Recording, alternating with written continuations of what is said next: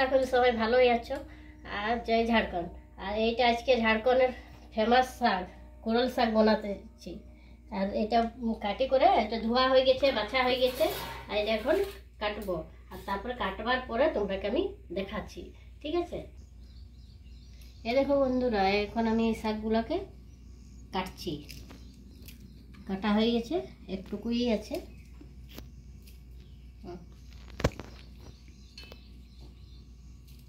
শুরু শুরু করে কাটবে। আর তারপরে এখন আমি গ্যাসটা বসিয়ে দিই।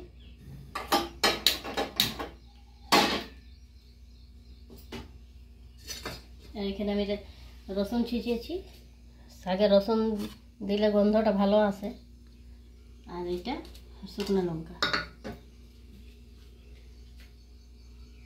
আর এই শাকটা খালি বর্ষার দিনেই মিলে, রোদের দিনে, রোদ বর্ষার দিনেই মিলে, আর মিলে না। এটা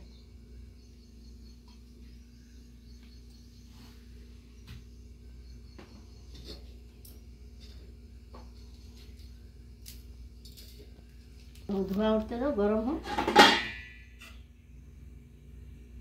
তারপর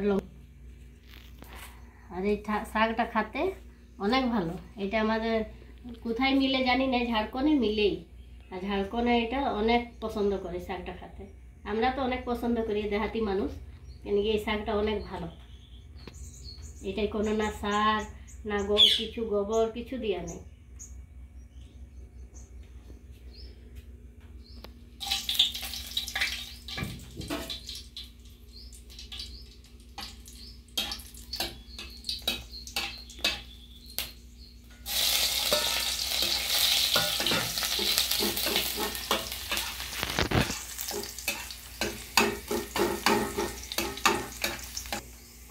এই যে বন্ধুরা, একটু শাকটা দিয়ে দিই। রসুনটা ভাজা হয়ে গেছে।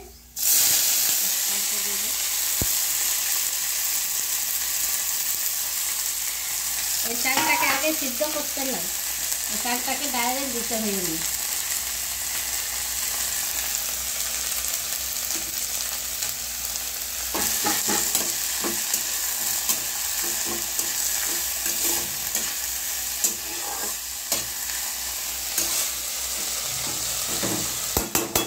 এটা ঢাকা দিয়ে বেশি নেই, 5 মিনিট মতন ঢাকা দেব। এখন শাকটা হয়ে গেছে।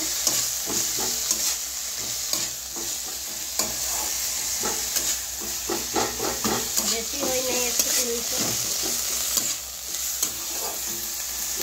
বন্ধুরা, শাকটা আমার হয়ে গেছে। এটা জলদি হয়, শাকটা কোনো দেরি লাগে না। অন্য শাক যেমন সিদ্ধ করতে হয়, তারপরে বানাতে হয়, এটা কিছু নেই। এমনি এটা হয়েছে।